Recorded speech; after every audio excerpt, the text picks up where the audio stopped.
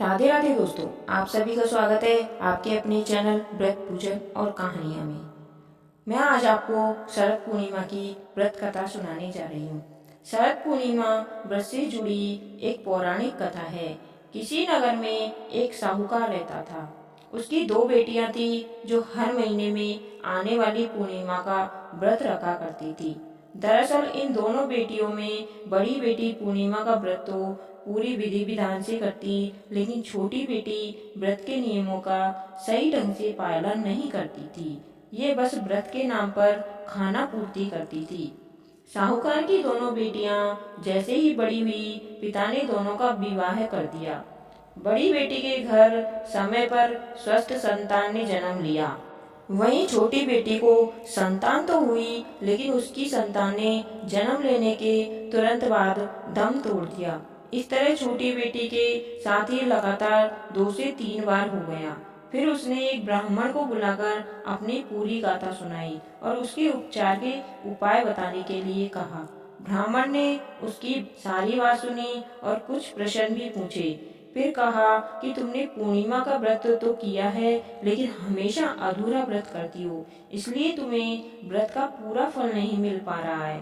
दरअसल तुम्हें अधूरे व्रत का दोष लग रहा है। ब्राह्मण की बात सुनकर लड़की थोड़ी दुखी हुई। फिर उसने पूरे विधि विधान से पूर्णिमा व्रत को करने का निर्णय लिया, लेकिन पूर्णिमा आने से पहले ही उसने एक बेटे को जन्म दिया। फिर से जन्म लेने के बाद ही बेटे की मृत्यु हो गई। हर बार ऐसी घटना से साहूकार की छोटी बेटी काफी दुखी हुई। उसने अपने बेटे के शव को एक पीढ़े पर रखा और एक कपड़े में इस तरह ढका कि किसी को पता न चले। इसके बाद उसने अपनी बड़ी बहन को बुलाया। उन्हें बैठने के लिए उसने वही पीढ़ा दे दिया। जैसे ही बड़ी बहन उस पीढ़े पर बैठने लगी तो उसके लहंगे का हिस्सा बच्चे को स्पर्श हुआ और वह जीवित होकर रोने लगा।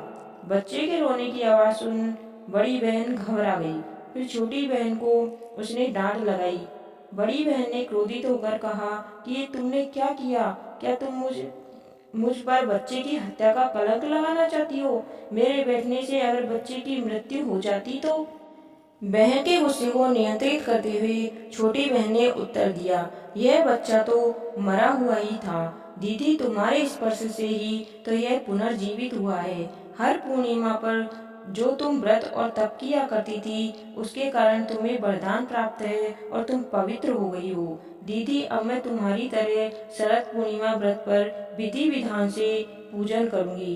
तभी से साहूकार की छोटी बेटी ने भी पूर्णिमा व्रत नियम अनुसार करने लगी। इसके बाद इस व्रत के महत्व और फल का प्रचार पूरे नगर में प्रसिद्ध हुआ। जिस प्रकार माता लक्ष्मी और भगवान विष्णु ने साहूकार की बेटी की कामना पूरी कर सौभाग्य प्रदान किया, वैसे ही हम पर भी अपनी कृपा बनाए रखना। कहानी सुनने वाले और सुनाने वाले सभी का भला हो, आपकी सभी मनोकामनाएं पूर्ण हो। अगर आपको यह कहानी अच्छी लगी हो तो आपके अपनों तक शेयर करें और चैनल को सब्सक्राइब अवश्य करें। धन्यवाद। आपका दिन शुभ हो।